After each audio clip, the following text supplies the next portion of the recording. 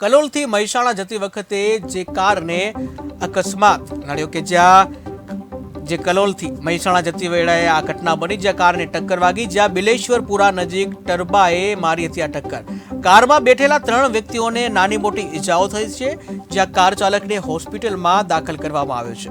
Turbo ગાડી મૂકી driver ફરાર થયો છે, ત્યારે આ અંગે પોલીસે ત્યાં ઘટના સ્થળે પહોંચી આગળની કાર્યવાહી હાથ ધરી છે। તો ઘટના છે કલોલથી મહેસાણા તરફ જતી વખતે આ કારને ટક્કર મારવાની ઘટના બની છે, જ્યાં બિલેશ્વરાપુર નજીક જે ટર્બાએ આ ટક્કર મારી હતી। કારમાં બેઠેલા 3 વ્યક્તિઓને નાની મોટી ઈજાઓ થઈ છે અને ત્યારબાદ તેઓને વધુ સારવાર માટે હોસ્પિટલ ખસેડવામાં આવ્યા હતા। જે ટર્બો ગાડી મૂકીને ડ્રાઈવર ફરાર થયો છે, ત્યારે પોલીસે આ અંગેની આગળની કાર્યવાહી હાથ ધરી છે।